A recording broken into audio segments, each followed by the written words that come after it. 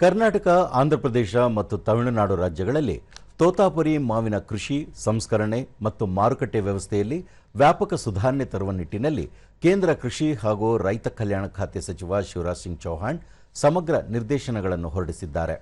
3 ರಾಜ್ಯಗಳಲ್ಲಿ ತೋತಾಪುರಿ ಮಾವು ಉತ್ಪಾದಿಸುವ ರೈತರ ಆದಾಯದಲ್ಲಿ ಗಣನೀಯ ಕುಸಿತ ಕುರಿತ ನಿರಂತರ ದೂರುಗಳ ಹಿನ್ನೆಲೆಯಲ್ಲಿ ಈ ನಿರ್ದೇಶನಗಳನ್ನು ನೀಡಲಾಗಿದೆ.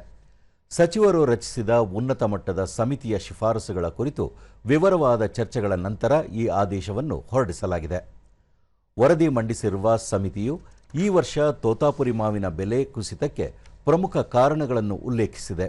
ಸಂಸ್ಕರಣಾ ಸಾಮರ್ಥ್ಯ ಮತ್ತು ಖರೀದಿ ವ್ಯವಸ್ಥೆಗಳಲ್ಲಿ ಸಕಾಲಿಕ ಸಮನ್ವಯದ ಕೊರತೆ, ದೇಶೀಯ ಮಾರುಕಟ್ಟೆಯಲ್ಲಿ ಮಾವು ಆಧಾರಿತ ಪಾನೀಯಗಳಲ್ಲಿ ಕಡಿಮೆ ಪ್ರಮಾಣದ ಮಾವಿನ ತಿರುಳು ಬಳಕೆ ಮತ್ತು ಜಾಗತಿಕ ಮಾರುಕಟ್ಟೆಯಲ್ಲಿನ ಏರಿಳಿತ ಇತ್ಯಾದಿ ಕಾರಣಗಳನ್ನು ಉಲ್ಲೇಖಿಸಲಾಗಿದೆ.